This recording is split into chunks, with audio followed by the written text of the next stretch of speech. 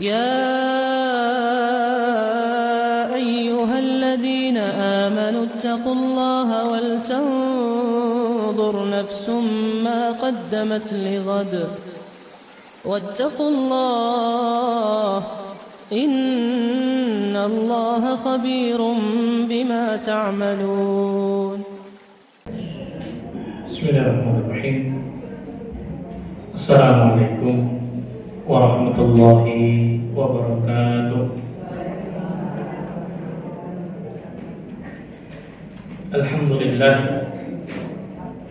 Alhamdulillahi ala ihsanih wa syukru lahu ala taufiqihi wa amtinani wa ashhadu an la ilaha illallah wahdahu la syarika lah ta'ziman li sya'ni wa ashhadu anna Muhammadan 'abduhu wa rasuluh ad-da'i ila ridwanih salawatullahi wa salamuhu alaihi wa ala alihi wa ashabihi wa man tamassaka bi sunnatihi wa iqtafa atharahu ila yaumiddin wa ba'd.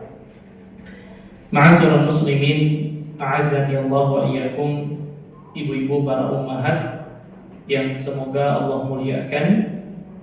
Alhamdulillah, puji serta syukur marilah kita senantiasa terus panjatkan kehadirat Allah tabaraka wa ta'ala, Rabb semesta alam, Allah subhanahu wa ta'ala yang senantiasa menganugerahkan kepada kita begitu banyak kenikmatannya, sehingga alhamdulillah pada pagi hari ini kita masih diberikan kesehatan, masih diberikan waktu luang untuk kita kembali belajar bersama membahas kitab Umdatul Mar'ah, yaitu 100 hadis yang berkaitan dengan landasan hukum bagi para wanita, yang mana tentu kita berharap dan memohon kepada Allah Subhanahu wa ta'ala mudah-mudahan hadirnya kita di majelis ilmu ini dicatat sebagai sebuah amal soleh yang dapat memberatkan amal timbangan kita di yaumil mizan kelak. Juga kita berharap dan memohon kepada Allah Subhanahu wa ta'ala mudah-mudahan setiap langkah kaki kita yang kita langkahkan dari rumah-rumah kita menuju majelis ilmu ini menjadi salah satu sebab Allah mudahkan dan ringankan langkah kita menuju surga Allah Subhanahu wa ta'ala. Salawat dan salam semoga senantiasa terlimpahkan kepada suri tauladan kita, Nabi kita yang mulia, baginda Nabi sallallahu alaihi wasallam, kepada keluarganya, para sahabatnya, dan mudah-mudahan kita termasuk orang-orang yang konsisten dan istiqomah mengikuti sunnah dan ajaran beliau hingga akhir zaman. Ibu-ibu para ummahat yang semoga Allah muliakan, kita lanjutkan kembali kajian rutin kita di setiap hari Rabu pekan kedua, di mana kita secara rutin membahas kitab Umdatul Mar'ah, yaitu 100 hadis yang berkaitan dengan landasan hukum bagi para wanita, di mana alhamdulillah alladzi bi ni'matihi tatimmus shalihat. Pada pertemuan bulan yang lalu kita sudah menyelesaikan 2 pembahasan hadis, yaitu hadis yang ke-28 dan hadis yang ke-29. Betul? Nah, di mana kita sudah bahas hadis ke-28 terkait tentang tata cara mandi suci dari haid. Dan juga hadis yang ke-29 sudah kita jelaskan tentang permasalahan flek ataupun cairan keruh ataupun cairan kekuning-kuningan baik sebelum suci ataupun setelah suci yang berkaitan dengan haidnya para wanita. Dan itu sudah kita jelaskan, termasuk permasalahan flek yang biasa muncul ataupun keluar baik menjelang haid ataupun setelah haid. Maka insya Allah pada pagi hari ini kita lanjutkan dengan pembahasan hadis ke 30 dan mungkin juga 31 ataupun juga 32, juga masih ada kaitannya dengan tata cara mandi. Namun hadis ke-30 ini lebih khusus tentang mandi janabah, ya, di mana hadis yang ke-30 ini akan menjelaskan kepada kita tentang mandi janabah, yang mana dalam tata cara mandi janabah atau mandi junub, wanita pun hendaklah memperhatikan tabiat-tabiat yang berkaitan dengan kewanitaan. Kita bacakan terlebih dulu hadisnya dan juga terjemahnya, baru kita akan jelaskan syarah dan juga fawaidul hadis yang dapat kita ambil dari hadis yang ke-30. Hadis yang ke-30, ibu-ibu sekalian yang semoga dimuliakan oleh Allah, adalah hadis yang dikeluarkan oleh Imam Muslim dan juga Abu Dawud, begitu juga At-Tirmidzi dan juga An-Nasa'i dan juga Ibnu Majah, dari Ummul Mukminin, ibunya para mukminin, Ummi Salamah radhiyallahu taala anha. An Ummi Salamah qalat, dari Ummu Salamah beliau berkata. Jadi Ummu Salamah radhiyallahu taala anha pernah bercerita dan pernah bertanya kepada Nabi sallallahu alaihi wasallam, "Qultu ya Rasulullah, inni imra'atun ashuddu dhafra ra'si fa'anquduhu li ghuslil janabati." Jadi pernah satu hari Ummu Salamah radhiyallahu taala anha bertanya kepada baginda Nabi sallallahu alaihi wasallam seraya mengatakan, "Wahai baginda Rasul, inni imra'atun ashaddu dhafra ra'si." Sesungguhnya aku ini adalah seorang wanita yang biasa mengikat jalinan rambutku. Maksudnya rambutnya biasa di apa? Dikepang atau dikuncir, ya atau dikuncir. Atau mungkin kalau sekarang ibu-ibu biasa pakai apa? Jepitan rambut, ya. Fa'anquduhu li ghusl janabati. Ya Rasulullah, apakah aku harus mengurai rambutku ketika mandi junub? Nah, jadinya permasalahan kita adalah apakah wanita ketika mandi janabah itu sama seperti mandi haid yang ketika mandi maka diuraikan rambutnya, ataukah tidak masalah ketika ibu-ibu misalkan mandi kemudian dikunci rambutnya, dikepang rambutnya, kemudian langsung mandi tanpa diurai, ataukah harus diurai? Maka apa jawab sang baginda Nabi sallallahu alaihi wasallam? Qala la. Kata Nabi, tidak perlu diuraikan rambutnya. Innama yakfiki an tahthi ala ra'siki thalatha hafayatin thumma tufidhina alaikil ma fatathurin. Kata Nabi, tidak perlu diurai rambutnya. Cukup bagimu, kata Nabi, menuangkan air ke atas kepalamu 3 kali. Nah, nanti di antara tata cara mandi junub ataupun mandi janabah, ibu-ibu tidak perlu apa? Menguraikan rambutnya. Cukup ambil air kemudian dituangkan ke atas kepala berapa kali? 3 kali. Ya. Kemudian kata Nabi, kemudian tuangkanlah air ke seluruh tubuhmu, dengan begitu maka engkau telah suci. Nah, jadi inilah yang disebut dengan tata cara mandi janabah yang memang sifatnya secara simpel. Ibu-ibu ambil air 3 kali, kemudian apa? Tuangkan ke atas rambut, kemudian digosok-gosok rambutnya, kemudian baru tuangkan air menyeluruh ke seluruh tubuhnya, maka itu sudah cukup seorang wanita dikatakan telah suci dari mandi janabah. Jelas? Nah, ibu-ibu sekalian yang semoga dimuliakan oleh Allah, dari hadis Ummu Salamah radhiyallahu taala anha ini ada banyak sekali pelajaran yang dapat kita petik. Terutama kita mulai daripada siapa Ummu Salamah radhiyallahu taala anha, dan nanti ada satu kisah menarik yang terjadi kepada Ummul Mukminin Ummu Salamah radhiyallahu taala anha. Ibu-ibu sekalian yang semoga dimuliakan oleh Allah, jika kita ingin mengambil sosok teladan seorang wanita yang salihah, wanita yang setia dengan suaminya, seorang wanita yang berkorban luar biasa dalam berhijrah, maka ambillah teladan dari Ummu Salamah radhiyallahu taala anha. Kisah yang sangat menarik, kisah yang sangat luar biasa, yang menjelaskan kepada kita tentang kesetiaan cinta yang sejati kepada pasangan hidupnya. Kisah tentang pengorbanan di dalam hijrah, dan juga kisah tentang ketabahan dalam menghadapi ujian kehidupan.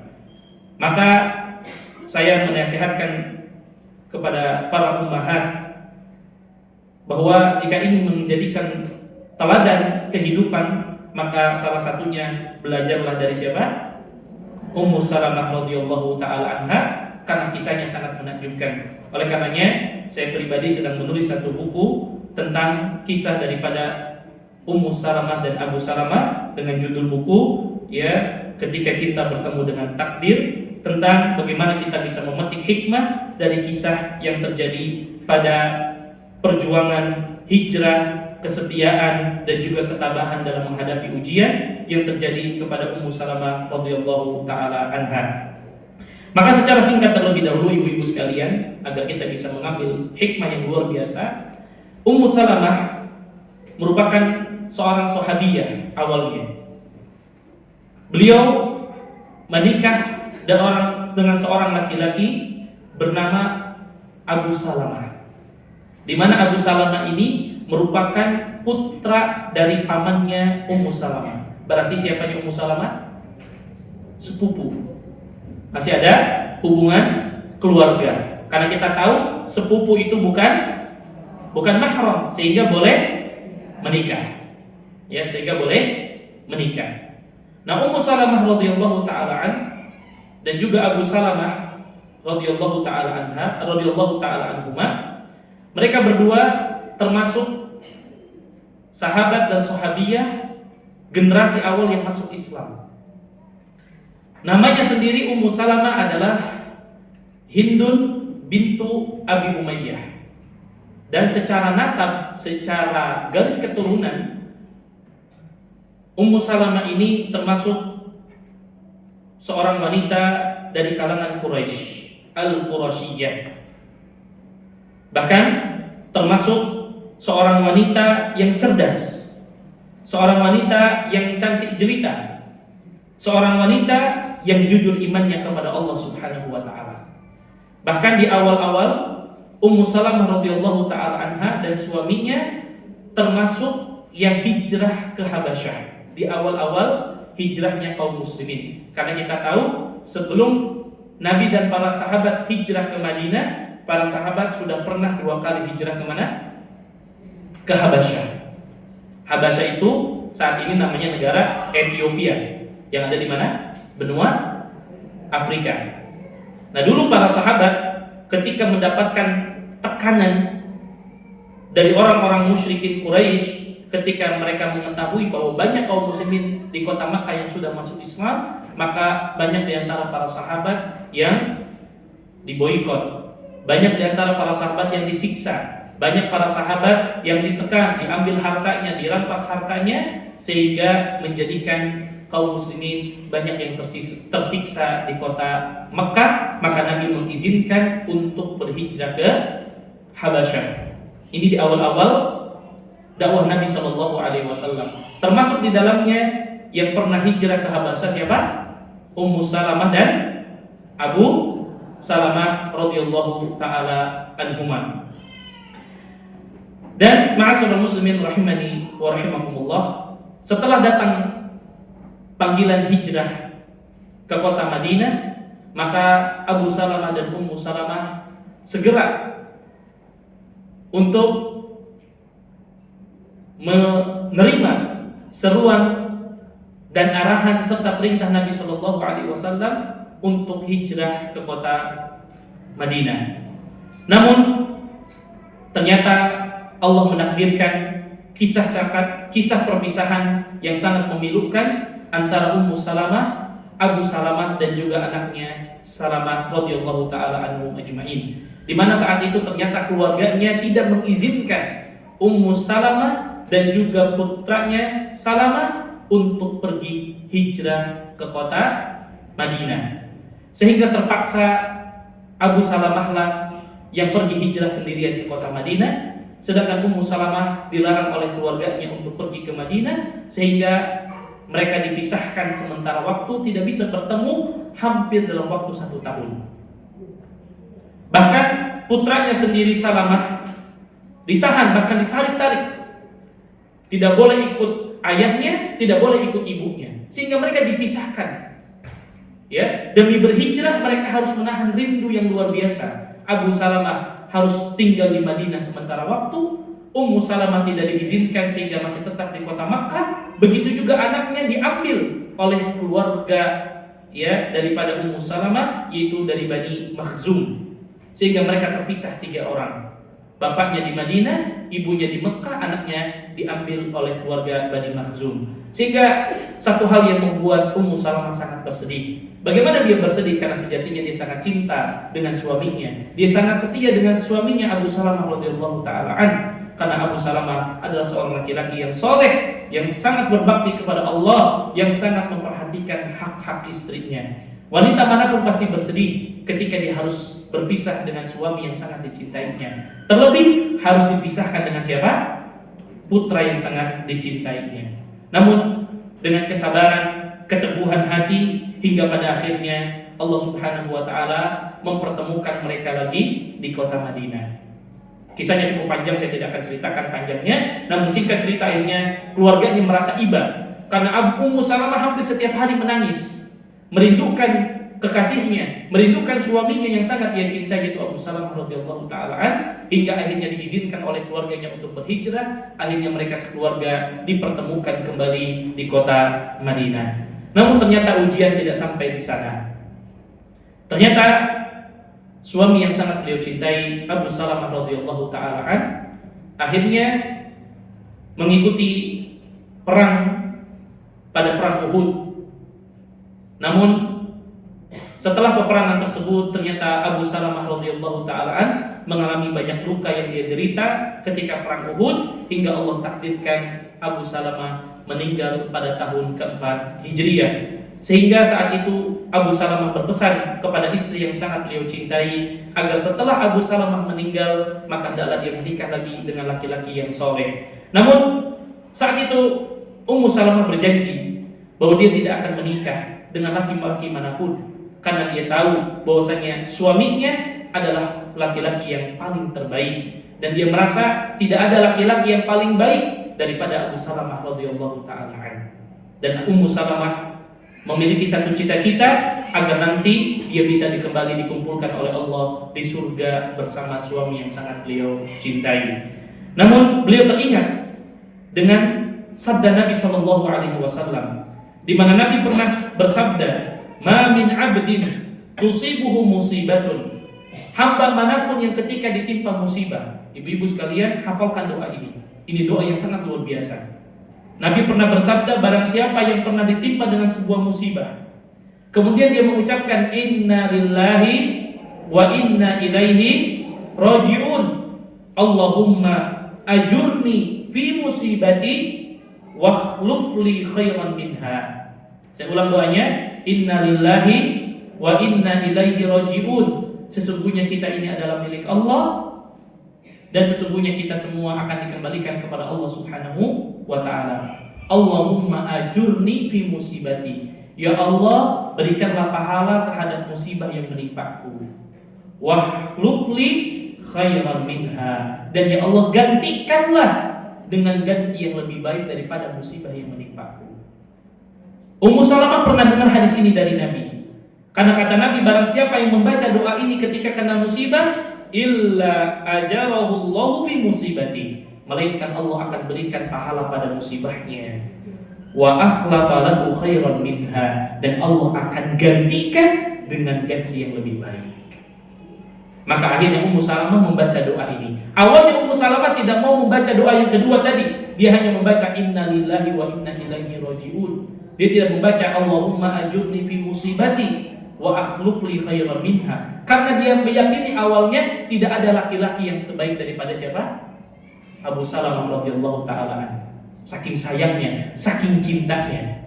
Dan ibu-ibu sekalian, itulah gambaran pasangan suami istri yang ketika suaminya betul-betul laki-laki yang soleh, maka ketika kehilangan, maka istri manapun akan merasa kehilangan yang luar biasa. Bahkan sampai Ummu Salamah awalnya tidak lagi mau menikah karena saking sayangnya, saking cintanya, saking setianya kepada suaminya yang soleh tersebut. Maka akhirnya awalnya dia tidak mau membaca doa tersebut, tetapi karena dia beriman dengan hadis Nabi SAW, akhirnya dia baca Allahumma ajurni fi musibati, ya Allah berikanlah pahala pada musibah yang menimpaku, wa akhlif li khairan minha, dan gantikanlah dengan ganti yang lebih baik. Ternyata ibu-ibu sekalian yang semoga dimuliakan oleh Allah, ternyata doanya dikabulkan oleh Allah Subhanahu wa taala. Ternyata yang awalnya dia merasa tidak ada laki-laki lain yang lebih baik daripada Abu Salamah, ternyata Allah gantikan dengan pasangan yang lebih baik di dunia dan di akhirat, di mana setelah selesai masa iddahnya, maka baginda Nabi SAW datang untuk melamar Ummu Salamah radhiyallahu taala anha. Awalnya Ummu Salamah merasa minder. Dia tidak mau menerima lamaran dari Nabi SAW. Kenapa? Karena dia merasa saya ini wanita yang sudah tua. Kemudian saya juga sudah punya anak. Sehingga dia minder ketika Nabi untuk melamarnya. Maka Nabi meyakinkan dirinya, sehingga akhirnya diterimalah lamaran dan pinangan dari baginda Nabi SAW. Sehingga akhirnya Allah gantikan Abu Salamah dengan laki-laki yang jauh lebih baik daripada Abu Salamah, yaitu baginda Nabi Sallallahu Alaihi Wasallam. Sehingga akhirnya Ummu Salamah tercatat dalam sejarah bahwasannya beliau termasuk istri Nabi Sallallahu Alaihi Wasallam yang diberikan gelar Ummul Mukminin radhiyallahu taala anha. Maka tentu ibu-ibu sekalian, dari kisah Ummu Salamah saja sudah banyak sekali pelajaran yang dapat kita ambil. Pertama, siapapun yang berjuang di jalan Allah, maka Allah pasti akan berikan ganti yang lebih baik. Siapapun yang bersabar ketika hijrah, ketika ditimpa musibah, maka pasti Allah akan tolong hamba tersebut. Dan siapa yang kena musibah, kemudian dia bersabar, kemudian setelah itu dia ridho, kemudian setelah itu dia membaca doa tersebut dengan sebuah keyakinan bahwa setiap musibah yang menimpa diriku, maka pasti Allah akan gantikan dengan sesuatu yang lebih baik. Kalaupun tidak Allah gantikan di dunia, yakinlah Allah akan gantikan itu di mana? Di akhirat. Maka ibu-ibu sekalian, ini nasihat dari saya untuk diri saya pribadi dan kita semua. Ketika kita ditimpa musibah apapun oleh Allah Subhanahu wa taala, maka yang pertama kedepankan husnudzon kita kepada Allah, bahwa tidaklah Allah menimpakan kita musibah kecuali pasti kebaikan bagi diri kita. Yang kedua, jangan sekali-kali mengucapkan perkataan atau perbuatan yang seakan-akan kita tidak ridho dengan takdir Allah. Dan yang ketiga, ketika kita kena musibah, baca doa ini, inna lillahi wa inna ilaihi raji'un, Allahumma ajurni fi musibati wa akhlif li khairan minha. Mudah-mudahan setiap musibah yang menimpa kita, maka Allah gantikan dengan sesuatu yang lebih baik. Kalaupun itu tidak kita dapatkan di dunia, mudah-mudahan Allah gantikan itu semua di akhirat kelak. Nah, ini kisah ataupun biografi daripada rawi hadis ini siapa? Ummu Salamah radhiyallahu taala anha. Dan Ummu Salamah merupakan satu dari antara istri-istri Nabi Shallallahu Alaihi Wasallam. Dan Ummu Salamah adalah wanita yang cerdas, ya, wanita yang cerdas, punya kedudukan yang tinggi dan sangat dicintai oleh Nabi Shallallahu Alaihi Wasallam. Adapun ibu-ibu sekalian, fawaidul hadis yang dapat kita ambil dari hadis ini, yang pertama, yang dimaksud dengan dhofri ra's, yang dimaksud dengan mengikat, itu maksudnya adalah fatlas sya'ri wa idkhala ba'dihi fi ba'din. Maksudnya adalah yang dimaksud oleh Ummu Salamah itu ketika ibu-ibu misalkan malamnya junub, kemudian subuh ingin mandi, sedangkan rambutnya masih terikat. Terikat di sini ada beberapa maknanya. Satu memang dikepang. Ya, dikepang itu berarti menggulungkan satu rambut dengan rambut yang lain. Atau saat ini mungkin sudah jarang dikepang, tapi pakai apa? Pengikat rambut. Atau termasuk dengan apa? Jepitan rambut. Maka ibu-ibu ketika akan mandi junub tidak perlu untuk dilepas. Tidak perlu apa? Dilepas. Nanti berbeda dengan suci dari haid. Sebagaimana sudah kita jelaskan, baiknya kalau ibu-ibu mandi dari haid itu diuraikan rambutnya.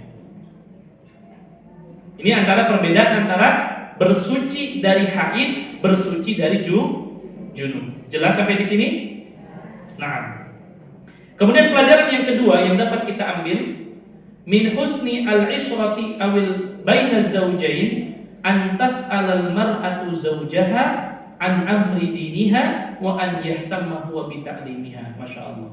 Pelajaran kedua ibu-ibu yang dapat kita ambil, ternyata termasuk sebuah kebaikan antara pergaulan dan muamalah suami dan istri. Hendaklah pertama istri itu bertanya kepada suami tentang perkara agama. Lihat di hadis ini, Ummu Salamah nanyanya sama siapa? Sama Rasulullah SAW. Jadi usahakan ibu-ibu sebelum kita bertanya kepada orang lain, maka bertanya dulu kepada siapa? Suami. Ya. Dan dalam para suami memperhatikan tentang perkara agama. Nah, berarti pelajarannya ibu-ibu di sini bukan cuma kita ibu-ibu yang harus duduk di majelis ilmu. Suami kita juga harus rajin duduk di majelis ilmu. Suami kita harus paham agama. Ya.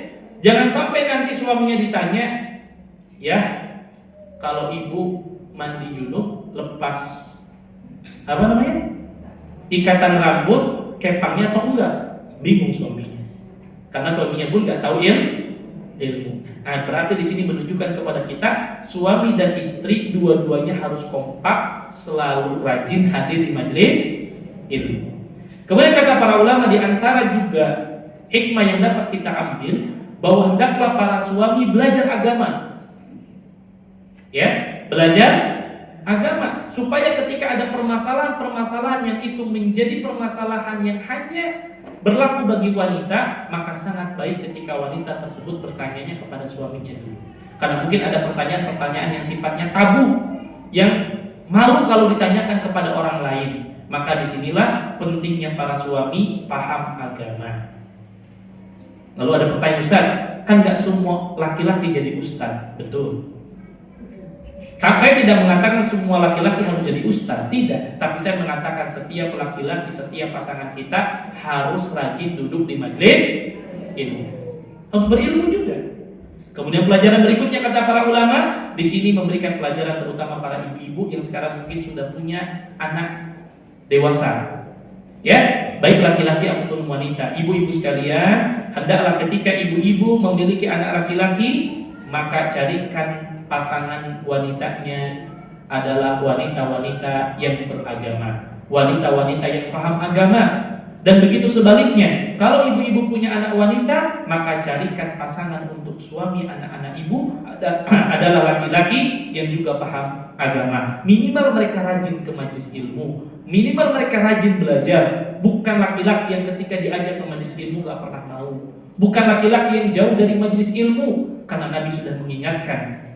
Terutama ketika laki-laki ingin menikahi para wanita, bukankah Rasul mengatakan tungkahul mar'ah li arba'? Sesungguhnya wanita itu dinikahi karena 4 perkaranya, li jamaliha, wa li hasabiha, wa li jamaliha, wa li diniha.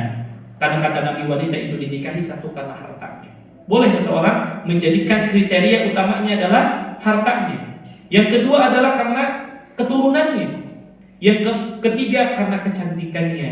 Dan yang keempat karena agamanya. Tetapi Nabi mengingatkan, fadfar bidatid din taribat yadak. Beruntunglah mereka yang memilih wanita karena faktor agamanya. Ibu-ibu sekalian yang semoga dimuliakan oleh Allah, pelajaran penting yang harus kita garis bawahi adalah ketika kita carikan pasangan hidup untuk anak-anak kita, maka patokan pertama yang harus kita nilai adalah apa? Karena apa? Agamanya. Maka insya Allah ini sudah janji Nabi, siapa yang menjadikan patokan agama dalam mencari pasangan, maka insya Allah dia akan bahagia, pasti dia akan beruntung. Dan saya selalu mengatakan ibu-ibu, ini diantara salah satu tips yang pernah disampaikan oleh para ulama. Kalau kita mau nyari calon menantu, baik yang laki-laki ataupun yang wanita, lihat bagaimana sholat malamnya kepada Allah. Kalau ibu-ibu lihat calon pasangan anak-anak ibu rajin sholat malamnya, maka itu satu di antara sekian tanda bahwa dia adalah laki-laki ataupun wanita yang saleh. Itu satu dari sekian banyak cara yang pernah disampaikan oleh para ulama. Nah, kemudian pelajaran yang ketiga yang dapat kita petik dari hadis ini, la yajibu 'alal mar'ati naqdud dhafairi lil ghusli minal janabati idza wasala al-ma'u ila asli sya'ri wa innama yajibu dzalika lil ghusli minal hayd. Nah, ini yang harus bawahi. Jadi ibu-ibu sekalian, pelajaran yang dapat kita petik adalah seorang wanita tidak wajib membuka kepang rambutnya saat mandi besar karena junub, dengan syarat air tersebut sampai ke pori-pori akar rambut. Itu yang penting. Tetapi yang wajib itu adalah ketika mandi besar selesai daripada haid. Jelas bedanya? Kalau ibu-ibu mandi suci dari haid, maka ibu harus uraikan rambutnya. Makanya ada istilah apa? Keramas. Di antara fungsi keramas itu kan supaya memastikan air itu masuk ke pori-pori rambut. Makanya ibu kan apa? Gosok-gosok rambutnya kan? Adapun mandi janabah, mandi junub tidak perlu diurai kepangnya, namun tetap dipastikan air tersebut sudah meresap ke mana? Ke pori-pori ataupun akar-akar rambut. Makanya ibu-ibu sekalian, nanti akan kita jelaskan di akhir rincian tata cara mandi junub secara ringkas. Kemudian yang keempat, di antara faidah yang dapat kita ambil dari hadis ke-30 ini, fil ghusli tabda'ul mar'atu bi ghusli ra'siha thumma tafidul ma'a 'ala badaniha wa bidzalika takunu qad iktasarat minal janabah. Pelajaran yang keempat yang dapat kita ambil, dalam mandi besar bersuci dari junub, hendaklah seorang wanita memulai dengan membasuh kepalanya terlebih dahulu. Berapa kali?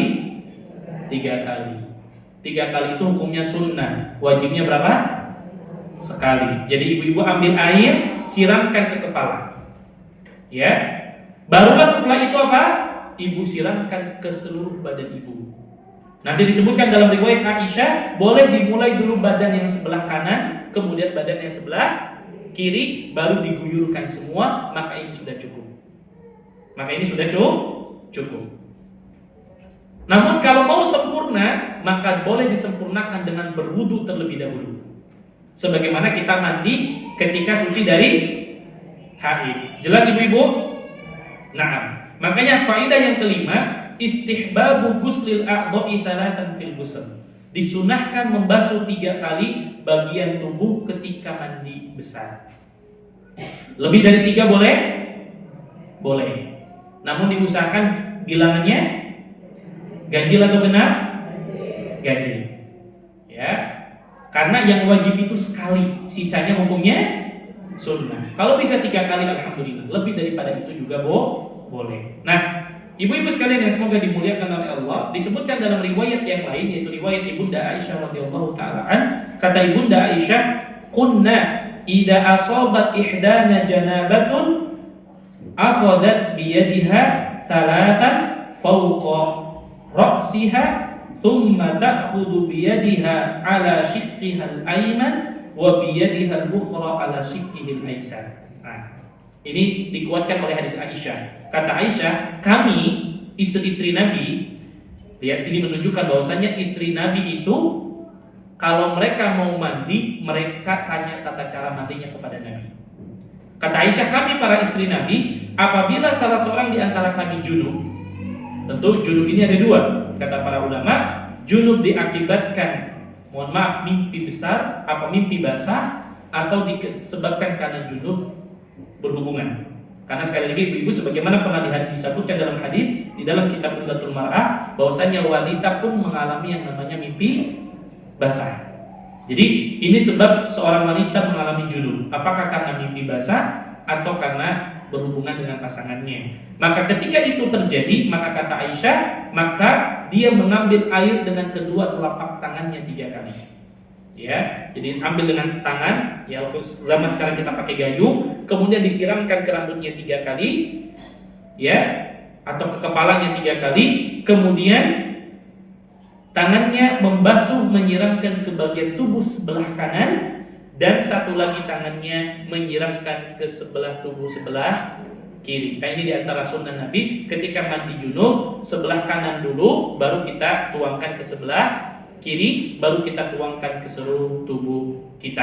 Maka secara singkat ibu-ibu, ringkasan daripada tata cara mandi junub bagi wanita, yang pertama tata cara yang sempurna. Jadi ada 2 caranya, ada namanya thariqatul ijza, ada thariqatul kamil. Alat tata cara yang sifatnya ringkas, ada tata cara yang sifatnya sempurna. Yang sempurna itu ibu seperti mandi suci dari haid. Caranya apa? Wudu dulu di awal. Jelas? Ibu-ibu wudu dulu sebagaimana wudu akan sholat. Kemudian setelah itu siramkan air ke kepala. Berapa kali? 3 kali. Baru ibu-ibu gosok-gosokkan kepalanya atau rambutnya untuk memastikan air masuk ke pori. Kemudian setelah itu apa? Tidak perlu dibuka kepangannya kalau memang sedang dikepang. Tidak perlu dibuka rambutnya kalau sekiranya sedang diikat ataupun dikuncir. Maka cukup ibu-ibu sela-sela rambut ibu dengan air sehingga memastikan air sudah masuk kepada pori-pori. Kemudian baru setelah itu siramkan ke bagian kanan 3 kali, ke sebelah kiri 3 kali, baru diguyurkan kepada seluruh tubuh. Maka ini sudah cukup. Atau tanpa dimulai dengan wudu, itu pun dibolehkan. Bahkan sebagaimana saya pernah sampaikan, kalau ibu-ibu punya kolam renang di rumah, cukup langsung loncat ke kolam renang, mandi, maka itu sudah cukup. Yang penting ada apa nih? Niat. Jelas? Baik. Ini hadis berkaitan tentang tata cara mandi junub. Maka kita masuk kepada hadis yang ke-31. Ini sangat penting terutama ibu-ibu yang punya anak bayi atau punya anak balita atau ibu-ibu yang sudah bercucu. Ya, gendong cucu, kemudian ternyata cucunya kencing. Nah, ini perlu diganti tak bajunya? Atau ibu-ibu punya cucu, mohon maaf, ngompol di kasur. Gimana cara bersihkannya? Atau ibu-ibu punya cucu, punya anak, ternyata kencing di lantai. Gimana cara bersihkannya? Ternyata syariat Islam sudah mengajarkan caranya ibu-ibu. Masya Allah, ini menunjukkan Islam ini agama yang sempurna. Sampai urusan anak kencing saja, tata caranya diajarkan. Apakah termasuk najis atau tidak? Misal, ya ibu-ibu yang statusnya sekarang sudah jadi nenek, ya, lagi gendong apa? Cucunya, Masya Allah lagi digendong, kemudian mohon maaf kencing, ternyata kena baju. Nah, ibu boleh tidak sholat pakai baju tersebut untuk sholat? Apa harus dicuci dulu? Apa harus diganti? Apakah harus dimasukkan mesin cuci atau cukup dipercikan air? Nah, ini akan kita pelajari. Gitu Bu ya? Jelas permasalahannya? Nah, hadis yang ke-31 kita bacakan terlebih dulu hadisnya. An Lubabah bintil Harith radhiyallahu taala anha qalat. Dari Lubabah bintul Harith, semoga Allah meridhoinya, berkata, Kanal Husain ibnu Ali radhiyallahu taala an fi hijri Rasulillah sallallahu alaihi wasallam. Pernah satu hari Husain, anaknya siapa? Ali bin Abi Thalib, anaknya siapa? Fatimah, cucunya siapa? Rasul sallallahu alaihi wasallam, sedang berada di pangkuan Nabi sallallahu alaihi wasallam. Ini menunjukkan bahwa memang biasanya seorang kakek, seorang nenek itu sangat sayang sama cucunya. Kadang ya, ketika seorang anak itu nelpon, yang ditanya kabar bukan tanya anaknya, yang ditanya siapa? Cucunya dulu. Bahkan ketika silaturahim datang ke rumah, yang ditanya bukan anaknya, mana cucu saya, gitu kan ya. Siapapun di antara kita, fitrah manusia itu, terutama seorang kakek, seorang nenek akan sangat sayang kepada cucunya. Maka digendonglah Husain oleh Nabi Shallallahu Alaihi Wasallam. Fabala alaihi. Ternyata akhirnya ketika digendong di pangkuan Nabi, Husain apa? Kencing. Maka melihat tersebut Lubabah berkomentar, fakultu ilbas thawban wa a'tini izaraka hatta aksilahu. Apa kata Lubabah? Wahai Rasulullah, ya, gantilah pakaian dan serahkan kain sarungmu kepadaku untuk aku cuci. Jadi Lubabah katakan, ya Rasulullah, ganti baju yang tadi kena air kencingnya Husain, lepas, kasih saya, nanti saya cuci. Kemudian kau ganti baju yang baru. Tapi apa jawab Nabi Shallallahu Alaihi Wasallam? Enggak, aku nggak perlu ganti, aku nggak perlu copot. Innama yuksalu min baulil unsa wa yundahu min baulil dzakar. Karena kata Nabi, yang harus dicuci itu adalah bekas kencing anak wanita. Adapun bekas kencing anak laki-laki itu tidak perlu dicuci, cukup dipercikkan oleh air bagian yang kena kencingnya, kemudian boleh dipakai untuk sholat ataupun aktivitas yang lain. Adapun kalau anaknya anak wanita, maka ini najis, harus dicuci. Nah, ibu-ibu sekalian, makanya lihat hadis yang ke-31 ini sampai diberikan judul oleh penulis dengan judul, kalian wahai para wanita berbeda daripada laki-laki.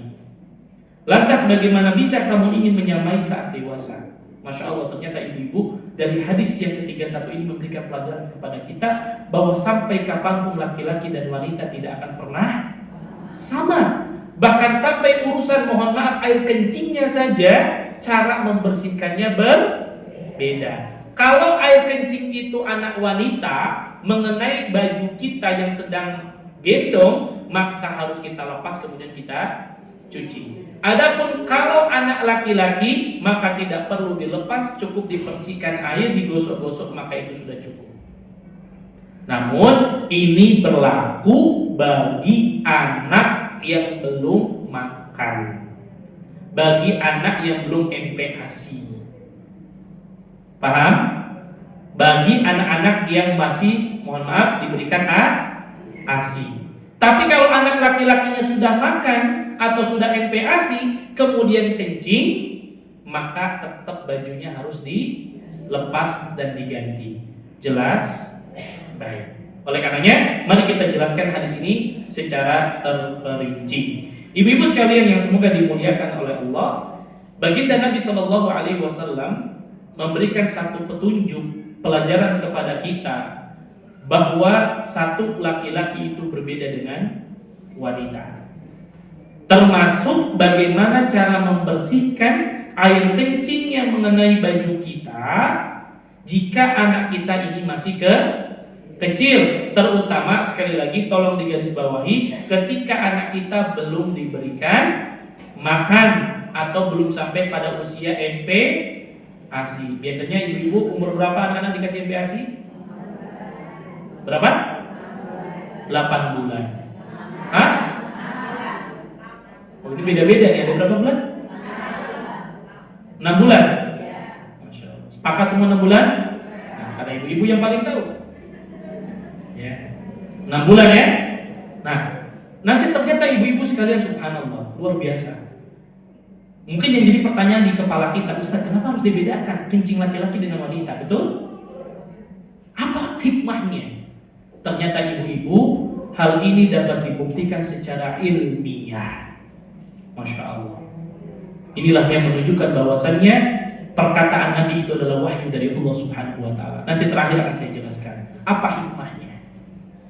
Jadi hadis ini menjelaskan kepada kita ibu-ibu, kalau ada anak laki-laki ataupun wanita yang belum sempat makan atau belum sampai pada MPASI kemudian kencing mengenai baju kita, maka kalau anak wanita harus adapun anak laki-laki cukup dipercikan saja. Sebagaimana hal ini terjadi pada kisah yang terjadi pada cucu Nabi Shallallahu Alaihi Wasallam, Husain, ketika digendong oleh Nabi Shallallahu Alaihi Wasallam, ternyata kencing di pangkuan Nabi. Melihat tersebut, Lubabah bintul Harith mengatakan, ya Rasulullah, lepaskan bajumu, ambil baju yang baru, biar saya cuci.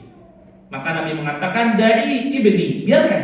Karena sesungguhnya yang dicuci itu adalah air kencing yang mengenai dari anak wanita, sedangkan anak laki-laki tidak perlu dicuci. Oleh karenanya ada beberapa pelajaran yang dapat kita ambil. Yang pertama, anna hunaka farqan baina nadhi wal ghusl. Nah, ini dulu. Ada perbedaan antara bahasa Arab ghusl dan nadh. An-nadhu itu namanya mempercikkan. Mercik itu kita ambil air, kita percikkan, atau mungkin kita siram sedikit hanya di bagian apa? Yang kena kencingnya saja. Adapun ghusl dalam bahasa Arab itu adalah dicuci. Jelas ibu-ibu? Jadi an-nadhu huwa rashul ma' liyusiba jami'a mawdi'in najasah. Nadhu dalam bahasa Arab itu dipercikkan ke bagian yang mengenai najisnya saja. Misalkan mohon maaf ibu-ibu, gendong bayi, kemudian kena bagian misalkan bawah baju ibu-ibu, misalkan hanya selingkaran, maka lingkaran itu saja yang perlu dipercikan, ya sudah cukup. Kalau itu bayinya laki-laki, nah jadi ibu-ibu yang punya cucu laki-laki nggak usah khawatir ketika gendong ya. Kalau gendong kencing biarin, dipakai sholat pun bajunya masih boleh. Yang penting kita percikan air, digosok sedikit cukup. Tapi kalau ibu-ibu gendong anak bayi wanita, kemudian kencing di baju ibu, maka perlu dibuka, diganti, kemudian dicuci. Karena al-ghuslu huwa ghamruha bil ma. Bedanya mencuci dengan nadh itu, kalau cuci betul-betul kita cuci kemudian kita gosok-gosok. Nah, itu namanya cuci kan? Atau kalau zaman sekarang sudah masuk ke mesin cuci beres gitu kan ya. Jelas ibu-ibu? Termasuk misalkan sering menjadi pertanyaan Ustaz, kalau anak saya ngompolnya itu di kasur, kemudian dispray. Kalau anak laki-laki perlu diganti spraynya? Enggak. Kalau anak wanita, ganti, ambil kemudian cuci. Lalu pertanyaan berikutnya, Ustaz, kalau anak saya lagi main di lantai, kita bicara sekali lagi anak yang belum makan ya. Kemudian ternyata kencing Ustaz di lantai, maka caranya bersihkan seperti apa? Kalau anak laki-laki cukup bersihkan, kita mungkin pel sedikit beres. Tapi anak wanita kita guyurkan air lebih banyak, kemudian kita pel, kita bersihkan. Jelas? Alhamdulillah. Kemudian pelajaran yang kedua, annan najasatan natijata min baulis sobi takhtalifu anha min baulil jariyah fi zamanir radha'ah. Bahwasanya najis yang disebabkan karena air kencing anak laki-laki berbeda dengan air kencing seorang wanita. Tetapi dua-duanya fi zamanir radha'ah, dua-duanya masih pada masa disusui. Adapun sekali lagi kalau sudah disusui, sudah MPASI, maka dua-duanya dianggap najis, yang itu cara membersihkannya harus dicuci. Yang memang agak ribet ini kalau anak-anak kita ngumpulnya itu di mana? Di kasur. Ustaz, apa kasurnya kita cuci, kita siram semua? Nah, tak perlu Bu ya. Ini pertanyaan sering ditanyakan. Kalau misalkan anak kita ngumpul di sekitarannya, maka cara bersihkan kasurnya adalah kalau kita punya alat untuk mengeringkan air kencingnya dulu, kita keringkan dulu, misalkan di vakum. Kemudian baru kita siramkan air, kemudian kita gosok-gosok pada bagian yang kena najisnya saja. Kemudian baru kita keringkan di bawah terik matahari, maka itu sudah cukup. Ya, tidak perlu ibu-ibu kasurnya langsung disiram semua pakai air, gosok semua, nggak perlu. Ya, kecuali ibu-ibu masya Allah uangnya banyak, panggil tukang cuci kasur. Pokoknya setiap anak saya ngumpul saya panggil tukang cuci kasur. Setiap ngumpul saya panggil tukang cuci kasur. Masya Allah, itu jauh lebih sempurna insya Allah. Ya, tapi yang jadi masalah kalau kencingnya itu sekali bisa 8 kali lumayan tuh ya. Atau zaman sekarang bisa diakali menggunakan apa? Perlak. Nah, itu jauh lebih aman. Jadi tinggal dicuci perlaknya saja. Cuma kan jadi masalah tadi kalau posisinya bukan lagi tidur tapi digendong, kita nggak tahu. Kadang anak seumuran masih menyusui itu kan belum dikasih popok Bu ya? Atau sudah ada popoknya? Wah, sudah. Ini saya nanya sengaja, ini ibu tahu nggak nih soalnya? Jangan sampai ibu nggak tahu ya. Baik. Ini yang keberapa ibu-ibu? Yang kedua. Yang ketiga, annal ikhtilat bin najasati yu'addi ilal ikhtilati fi tariqati izalatiha. Yang ketiga, bercampurnya najis akan menyebabkan perbedaan dalam cara menghilangkannya. Jadi laki-laki tadi cukup dipercikan, wanita harus dicuci. Kemudian yang berikutnya adalah anna hadza tafriq fil hukmi innama yakunu qabla an ya'kula tiflu ta'am. Nah, ini yang paling penting Bu ya, bahwa perbedaan cara membersihkan air kencing anak laki-laki dan wanita ini berbeda dengan syarat mereka belum makan. Kalau sudah makan, sudah bisa makan pisang, sudah bisa makan singkong, apalagi ya, sudah bisa makan nasi, maka ini sudah tidak ada lagi perbedaan. Dua-duanya najisnya harus dibersihkan dengan cara dicuci. Nah, pelajaran yang paling penting adalah yang keenam, Ibu-ibu. Anna hunaka ikhtilafan fi tabi'ati takwini bainar rajuli wal mar'ah. Dari hadis ini memberikan satu pelajaran, ada perbedaan secara tabiat antara laki-laki dan wanita. Fal adlu fit ta'amul ma'a kulli jinsin yaqtadi adamul musawa bainahuma. Dikatakan kita berbuat adil kepada laki-laki dan wanita bukan berarti menyamakan keduanya. Karena ibu-ibu sekarang kita hidup di satu zaman, ada orang-orang yang koar-koar dengan mengatakan emansipasi wanita. Wanita harus sama dengan laki-laki. Ibu-ibu sekalian, sampai kapanpun Allah sudah bedakan fitrahnya laki-laki dan wanita. Bahkan dari mulai saat masih kecil saja, anak laki-laki berbeda dengan anak wanita. Dan itu harus kita tanamkan ibu-ibu kepada anak-anak kita sejak dini. Terlebih saya ingin mengingatkan saya dan kita semua sebagai orang tua, kita hidup di satu zaman di mana banyak orang mengkampanyekan yang namanya LGBT, suka kepada sesama jenis.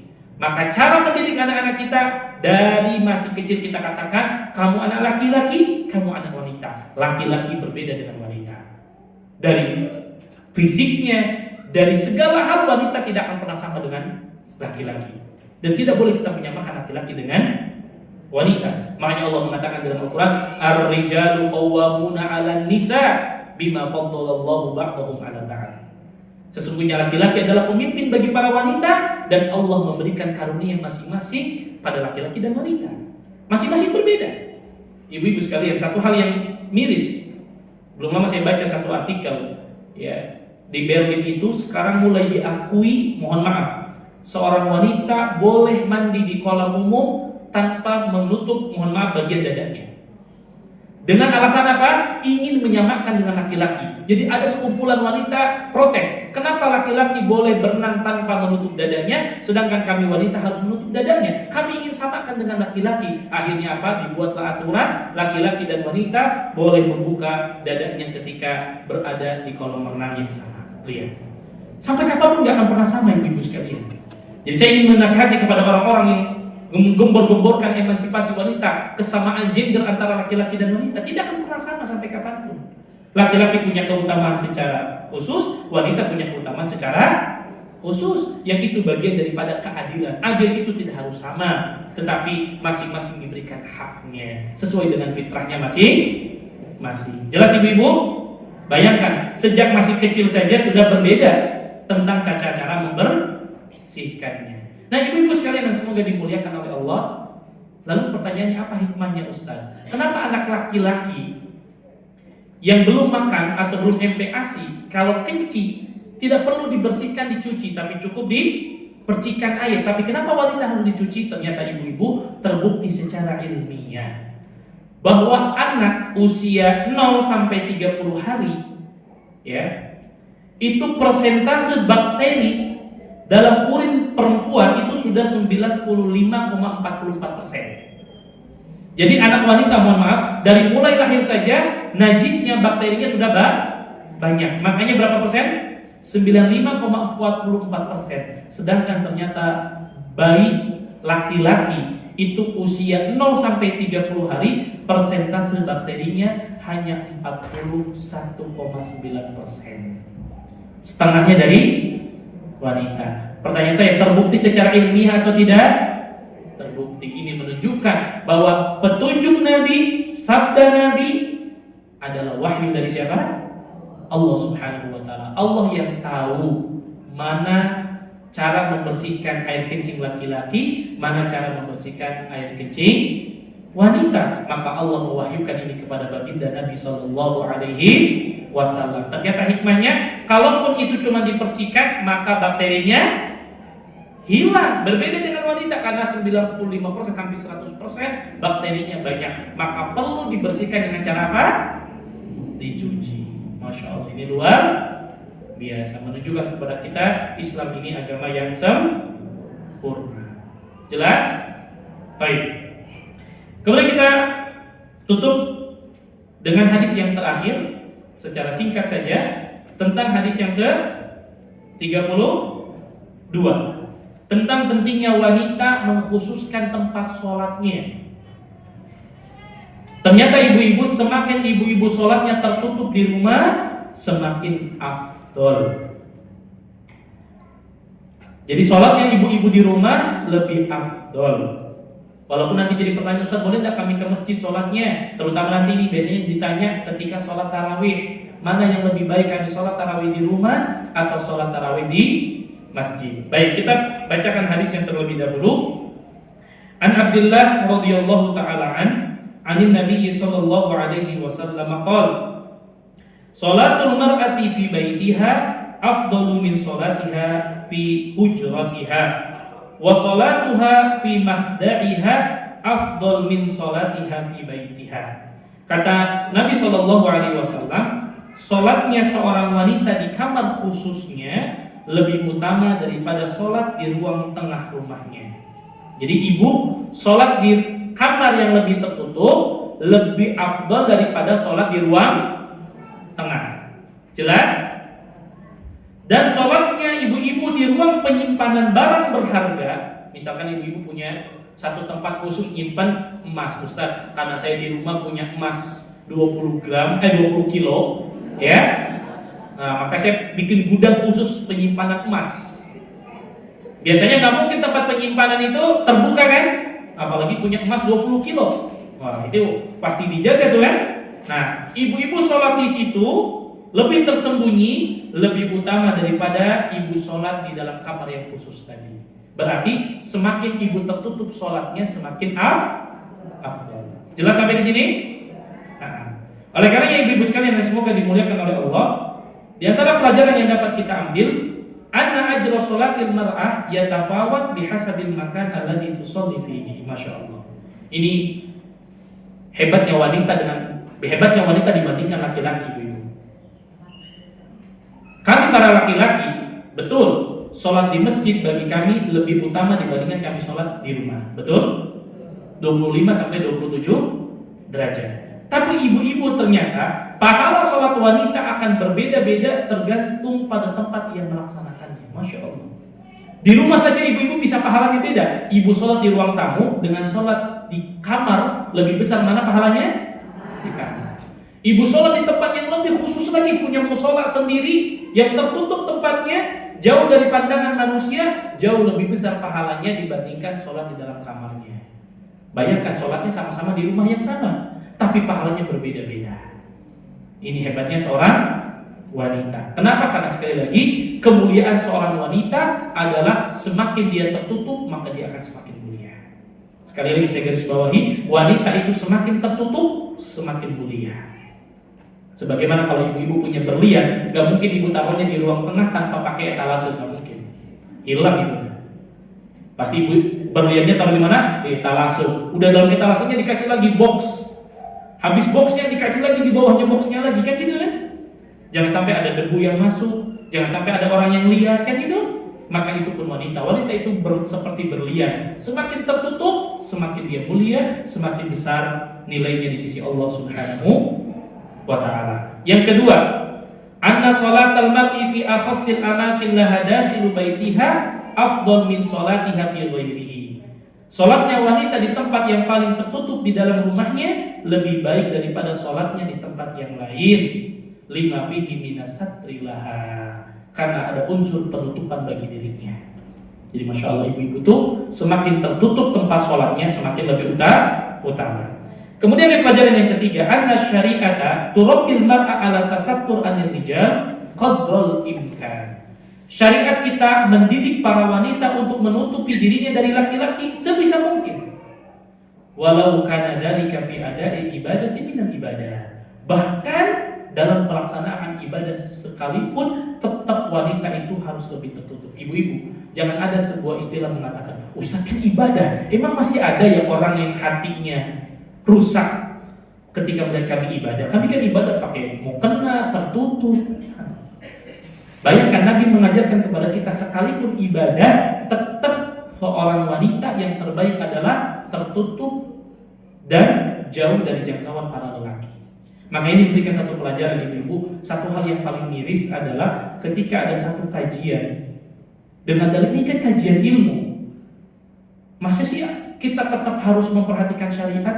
Ibu-ibu sekalian, sekarang kan lagi tren kajian berkumpul antara laki dan wanita di satu tempat, bahkan tidak ada pemisah sama sekali. Bahkan alhamdulillah sebelum acara kajian joget-joget terlebih dahulu. Bahkan yang lebih parah adalah joget-jogetnya dengan sholawat. Dan di situ bercampur antara laki-laki dan wanita, bergoyang bersama di situ. Maka yang seperti ini jauh daripada syariat Allah. Padahal dalam sholat saja wanita harus lebih tertutup, apalagi hanya sekedar kajian. Maka ini jauh harus kita perhatikan syariat Allah Subhanahu wa taala. Jelas? Nah, yang keempat, an-nasatra maqsadun matlubun fi qadayil mar'ah. Menutup diri artinya ya lebih tertutup adalah tujuan yang diinginkan dalam syariat kita, bahwa wanita semakin tertutup tempat sholatnya maka semakin lebih afdol. Nah, yang jadi pertanyaan adalah, Ustaz, kalau begitu berarti wanita nggak boleh ke masjid dong? Boleh. Ya, wanita boleh ke masjid dengan beberapa syarat yang harus dipenuhi. Kenapa? Karena datang dari Nabi beberapa hadis, kata Nabi, idasta'danakum nisa'ukum ilal masajid fa'danu laha. Apabila istri-istri kalian, wanita-wanita kalian izin kepada kalian wahai para lelaki untuk datang ke masjid, maka izinkanlah, enggak boleh ditahan. Enggak boleh suami bilang, pokoknya saya enggak ridho kamu datang ke masjid, enggak boleh. Atau misalkan ada seorang istri izin kepada suaminya, saya mau datang ke kajian ya, kemudian suaminya bilang enggak boleh, kamu lebih baik di rumah. Jadi kalau seorang istri izin kepada suami untuk datang ke masjid, maka diizinkan. Bahkan dalam hadis yang lain Nabi mengatakan, la tamna'un nisa hududahunna minal masajid idasta'danakum. Janganlah kalian melarang para wanita yang menjadi hak-hak mereka untuk datang ke masjid apabila sudah izin kepada kalian. Dalam riwayat yang lain Nabi mengatakan, la tamna'u ima Allahi masajidallah. Janganlah kalian melarang wanita-wanita untuk datang ke masjid. Jadi tetap wanita boleh sholatnya di masjid, tapi dengan syarat. Apa syaratnya? Satu, terbebas dari fitnah. Fitnah di sini maksudnya fitnah daripada lelaki. Sampai para ulama mengatakan seperti ini. Kalau sekiranya ibu sering datang ke masjid dapat membuat fitnah pada laki-laki yang lain, maka ibu jangan ke masjid. Lebih baik sholatnya di mana? Di rumah. Bahkan ini nasihat untuk para wanita, para ibu-ibu yang punya anak remaja ataupun ibu-ibu yang mohon maaf punya wajah yang cantik jelita. Sebagian para ulama sampai mengatakan, kalau sekiranya dengan keluarnya mereka dari rumah dapat dilihat oleh banyak laki-laki dan membuat fitnah bagi laki-laki, maka jangan keluar rumah. Sholatnya di mana? Di rumah. Atau mohon maaf, tutup wajahnya dengan niqab atau cadar. Walaupun tentu saya tidak menjelaskan di sini tentang masalah perbedaan pendapat di kalangan para ulama tentang hukum menggunakan niqab wajib atau sunnah, itu terjadi perbedaan pendapat. Tetapi sampai para ulama mengatakan kalau ini dapat membuat fitnah, tapi kalau aman ya silakan saja. Ya. Kemudian yang kedua, dengan hadirnya ibu-ibu ke masjid tidak ada mahdur syar'inya. Ya, misalkan ibu-ibu datang ke masjid, ya tidak ada hal yang dapat menjadikan itu sebagai larangan syar'i, maka boleh. Yang ketiga adalah syaratnya tidak berdesak-desakan antara laki-laki dan wanita. Makanya nanti dalam syaratnya ada pintu khusus tempat keluar laki-laki, ada pintu khusus tempat keluar wanita. Alhamdulillah seperti di masjid kita, ya tempat wanita terpisah dengan laki-laki, pintunya pun terpisah dengan laki-laki, maka ini silakan dibolehkan. Kemudian saf wanita hendaklah berada di bagian belakang, karena sebaik-baik saf bagi wanita adalah di belakang dan saf bagi laki-laki adalah yang paling depan. Namun saya ingin mengingatkan ibu-ibu, kata para ulama, sebaik saf bagi wanita itu kalau sudah misalkan ada sitar seperti ini Bu ya, bukan berarti ibu-ibu pilih paling belakang, enggak. Ini keliru. Kalau sudah ada pembatas tembok, ibu-ibu tetap boleh lebih depan. Paham? Karena sudah ada pembatas. Sebagian ibu-ibu enggak, Ustaz punya siapa yang dapat pahala paling belakang. Dia paling belakang padahal sudah ada sitar. Ya, penutup antara laki-laki dan wanita. Jelas ibu-ibu? Nah, ini berkaitan dengan masalah sholat. Kemudian sering terjadi masalah sholat tarawih. Ini sering ditanyakan kepada saya, Ustaz, mana yang lebih baik sholat tarawih bagi laki-laki, bagi wanita? Bolehkah di rumah atau di masjid? Maka ibu-ibu, kalau persyaratan tadi bisa dipenuhi, maka boleh silakan sholat di masjid. Kenapa? Karena ada keutamaan dari Nabi, bahwasanya barang siapa yang sholat qiyamul lail bersama imam sampai selesai, maka akan dicatat sebagai sholat satu malam penuh. Nah, karena mungkin bulan Ramadan ini kan jarang-jarang ibu-ibu datang ke masjid, jarang-jarang sholat tarawih di masjid, apalagi mungkin alhamdulillah imam masjidnya enak bacaannya sehingga lebih khusyuk, maka silakan datang ke masjid. Tapi dengan syarat apa? Syarat-syarat tadi terpenuhi, tidak ada desak-desakan antara laki-laki dan wanita, ada tempat sholat khusus bagi laki-laki dan tempat khusus bagi wanita, itu silahkan. Karena ada keutamaan tadi, karena kata Nabi, man qama lailatal qadri imanan wa ihtisaban ghufira lahu ma taqaddama min dhanbi. Barang siapa yang sholat malam, ya, pada malam Lailatul Qadar, maka apa? Akan diampuni dosa-dosa yang lalu. Au man qama ramadanan imanan wa ihtisaban ghufira lahu ma taqaddama min dhanbi. Barang siapa yang sholat pada malam bulan Ramadan, maka akan diampuni dosa-dosanya yang lalu. Maka ini juga jadi keutamaan. Tapi kalau ibu-ibu Ustaz, saya lebih khusus sholat di rumah tarawih bersama anak perempuan saya, maka itu juga boleh dan itu juga menjadi afdol. Apalagi sholatnya berjamaah bareng sesama anak wanitanya. Karena sekali lagi bahwa sholat tarawih, sholat qiyamul lail di sini hukumnya sunnah, tapi pahalanya besar. Wallahu taala a'lam. Itu kiranya yang dapat saya sampaikan pada kesempatan kali ini, sehingga alhamdulillah kita bisa menyelesaikan berapa hadis? 3 hadis, yaitu hadis ke-30, 31, 32 dan hadis ke 30, 31 dan 32. Maka insya Allah nanti kita akan lanjutkan pada pembahasan hadis yang ke-33 bi'idznillah ta'ala. Wassallallahu ala nabiyyina Muhammad.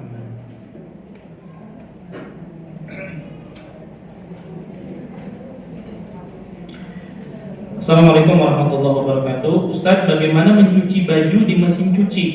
Karena banyak tidak bisa disucikan satu-satu. Jazakumullah khairan. Maksudnya mungkin ini saya mau nyuci di satu mesin cuci, ada baju yang bersih, gak kena najis, sama baju yang kena najis, maka tidak masalah. Karena dalam mencuci kita masukkan ke mesin cuci, itu kan dibersihkan, Bu, ya.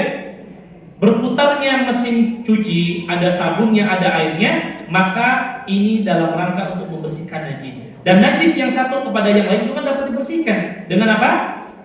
Dengan air yang mengalir di mesin cuci dan juga sabun yang kita cuci. Jadi tidak masalah. Nggak perlu kita satu-satu, ya. Kalau itu memudaratkan, kecuali misalkan, mohon maaf, spraynya itu tebal, nggak bisa dicuci bareng dengan yang lain, maka lebih baik kita cuci baju yang tidak kena najis, kena ompol tadi, baru kita cuci apa? Kain spray ataupun selimut yang kena air kencing tadi. Jelas? Nah.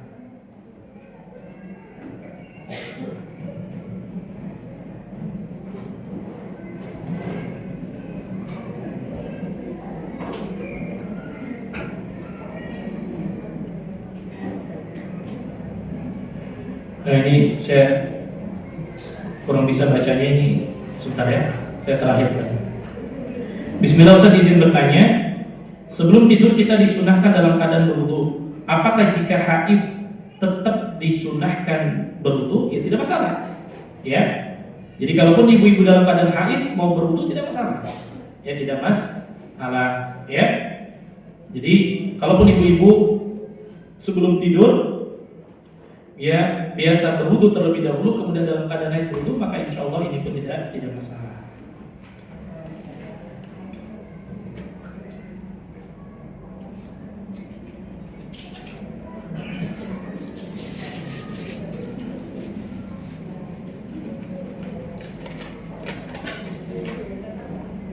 Bismillah, assalamualaikum Ustaz. Bagaimana jika seorang wanita sedang melaksanakan umroh atau haji? Sholatnya berarti lebih baik di mana? Di hotel atau di Masjidil Haram? Ya tentu ibu-ibu sekalian yang semoga dimuliakan oleh Allah, kita tahu bahwa ada keutamaan tersendiri sholat di Masjidil Haram dan juga sholat di Masjid Nabawi. Karena kata Nabi SAW, sholatun fi masjidi hada afdalu min alfi sholatin fi masiwa illa min Masjidil Haram. Kata Nabi, sholatnya seseorang di masjid ini, maksudnya Masjid Nabawi, itu lebih baik 1000 kali lipat dibandingkan sholat di tempat yang lain kecuali di Masjidil Haram. Wa sholatun fi Masjidil Haram afdalu min mi'ati alfi sholatin fi ma siwa. Dan sholatnya seseorang di Masjidil Haram itu pahalanya 100.000 kali dibandingkan sholat di tempat yang lain. Maka dalam hal ini bagaimana Ustaz? Maka saya ingin mengatakan tetap hukum asalnya sholatnya wanita yang terbaik adalah di mana?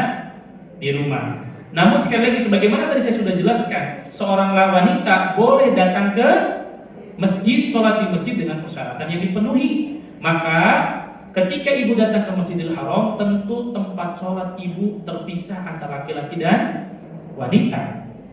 Maka tidak masalah. Terlebih tadi ada keutamaannya. Ibu datang ke Masjidil Haram, sholat di tempat yang terpisah antara laki-laki dan wanita, ini dapat keutamaan. Kemudian begitu di Masjid Nabawi, lebih jelas lagi. Masjid Nabawi lebih terpisah lagi antara sholatnya laki-laki dengan sholat wanita. Maka ibu bisa dapat keutamaan tadi. Sebagian para ulama mengatakan bagi mereka yang berpendapat tetap sholatnya wanita lebih afdol di kamar, maka ini juga tidak masalah jika hotel ibu berada di tanah haram. Karena sebagian mengatakan sholatnya seseorang masih di tanah haram, maka masih mendapatkan keutamaan yang sama. Walaupun sebagian para ulama mengatakan khilaf. Ada yang mengatakan kalau sholatnya di tanah haram tidak dapat 100.000, tapi lebih utama dibandingkan sholat yang ada di luar tanah haram. Jadi kalau saya boleh usul, karena mungkin ibu-ibu juga jarang, ya kecuali ibu tinggalnya di Mekah di Madinah, ya ini umrohnya setahun sekali, bahkan mungkin 5 tahun sekali, maka silakan manfaatkan untuk sholat di Masjidil Haram, karena tidak ada larangan seorang wanita sholat ke masjid, apalagi sudah ada apa? Tempat khusus bagi laki-laki dan wanita, dan itu menjadi syarat bolehnya seorang wanita untuk sholat di masjid. Jelas? Baik. Pertanyaan berikutnya Ustaz, bagaimana jika seorang wanita menjadi seorang pemimpin di satu daerah dan harus berpisah atau berjauhan dengan suami dan anak-anak? Apakah di dalam agama Islam dibolehkan? Ya, hukum asalnya ibu-ibu sekalian yang semoga dimuliakan oleh Allah. Yang pertama dari sisi safarnya terlebih dahulu. Kita tahu bahwa seorang wanita dilarang pergi safar yang berjarak safar kecuali harus bersama mahram. Itu yang pertama. Dari sisi yang lain, dari sisi rumah tangga, maka ibu seorang wanita punya tanggung jawab untuk berkhidmah kepada anak dan suami. Dan ini tugas utamanya. Bekerja bukan tugas utama seorang wanita, tetapi taat berkhidmah kepada seorang suami itulah kewajiban utama seorang istri. Bukankah yang Nabi sudah menjanjikan, idza shallatil mar'atu khamsaha wa shamat syahraha wa hafizat farjaha wa ata'at zawjaha qila laha udkhulil jannata min ayyi abwabil syi'ti. Apabila seorang wanita salat yang 5 waktu, puasa di bulan Ramadan, menjaga kemaluannya dan taat kepada suaminya, berkhidmat kepada suaminya, maka dikatakan masuklah surga dari pintu mana saja yang dia inginkan. Pertanyaan saya di hadis ini, adakah Nabi mengatakan suami istri yang bekerja? Tidak ada. Kewajiban bekerja itu pada suami. Tentu itu pun ada persyaratan-persyaratan yang harus dipenuhi jika wanita ingin ikut membantu bekerja, membantu kebutuhan suami. Itu banyak sekali syaratnya. Tapi kalau itu terjadi, maka satu dari sisi safar, maka seorang wanita tidak boleh safar tinggal sendirian di tempat yang safar, tidak didampingi oleh mahramnya. Yang kedua, dari sisi kewajiban ibu bukan bekerja. Kewajiban ibu adalah taat dan berkhidmat kepada suami. Yang ketiga, kewajiban ibu adalah mendidik anak. Bagaimana mungkin ibu bisa mendidik anak dengan jarak yang jauh, tidak hidup bersama dengan anak, dengan suami dan anak? Maka ini lebih banyak mudaratnya dibandingkan maslahatnya. Karena yang akan nanti ditanya di hadapan Allah bukan tentang pekerjaan apa yang engkau kerjakan, tetapi bagaimana tanggung jawab Anda untuk menjaga anak Anda dari siksa api neraka. Yang nanti akan ditanya oleh Allah, bagaimana ketaatan Anda wahai para istri kepada suami. Itulah yang nanti akan ditanya oleh Allah Subhanahu wa taala. Maka saran saya, jika sekiranya ibu bekerja di tempat yang jauh, menjadi sebuah pemimpin di satu perusahaan dan lain sebagainya, ajak anak dan suami tinggal di sana. Itu jauh lebih maslahat, itu jauh lebih menerapkan memudahkan antara hubungan suami dan istri dan juga keluarga, dan mudah-mudahan Allah Subhanahu wa taala berikan solusi yang terbaik. Wallahu taala alam. Pertanyaan terakhir. Ini saya agak sulit bacanya jujur. Bagaimana cara berwudu? Bagaimana cara berwudu di ruang terbuka dengan memakai kerudung? Apakah ya mungkin seputar itulah ya. Jadi ini bagi pertanyaan Ustaz, bagaimana kalau kami mau berwudu di satu tempat yang terbuka, misalkan di rest area. Ternyata di rest area tersebut tidak ada pemisah antara tempat wudu laki-laki dengan tempat wudu wanita. Sehingga ketika kami berwudu, kami buka kerudung akan terlihat. Bagaimana cara wudunya? Maka cara wudunya tidak perlu dibuka kerudungnya.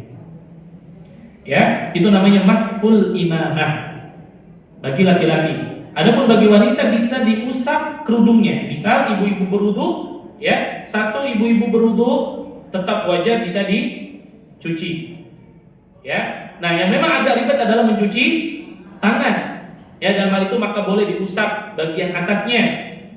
Ya, jika sekiranya di situ di hadapan para lelaki. Kalau tidak ada lelaki, maka lebih baik sempurnakan wudu dengan menggunakan air, dibuka lengannya kemudian dicuci. Nah, untuk bagian rambut tidak perlu dibuka kerudungnya, cukup ibu-ibu usapkan bagian kerudungnya. Itu dibolehkan, itu namanya mashul imamah, dan itu dibolehkan. Termasuk ketika ibu-ibu dalam keadaan misalkan la sama Allah, tangannya patah kemudian pakai gip, maka itu tidak perlu dibuka, cukup diusap bagian atasnya. Maka berdasarkan kias kepada hal tersebut, sebagian para ulama mengatakan kalau kita berwudunya di hadapan para lelaki ternyata tidak bisa membuka lengan kita, maka cukup diusapkan bagian atasnya sekali saja. Begitu juga kerudungnya cukup diusapkan sekali saja. Bagaimana dengan kaki Ustaz? Tidak perlu juga dibuka kaos kakinya, maka diusap bagian atasnya, yaitu mashul khuf namanya. Bagian kaos kakinya atau bagian atas sepatunya maka cukup diusap sekali. Kenapa? Karena lebih mudarat. Nah, cara yang kedua, kalau sekiranya di rest area tersebut ada kamar mandi yang lebih tertutup, silahkan wudunya di dalam kamar mandi. Itu jauh lebih afdal, jauh lebih aman, wudunya lebih sempurna, kemudian aurat kita tidak terbuka. Jelas? Alhamdulillah. Cukup insyaallah. Cukup. Barakallahu fikum wa jazakumullahu khairan. Kita tutup kajian kita pada pagi hari ini dengan sama-sama membaca doa kafaratul majlis. Subhanakallahumma wa bihamdika asyhadu an la ilaha illa anta astaghfiruka wa atubu ilaik. Assalamu alaikum warahmatullahi wabarakatuh.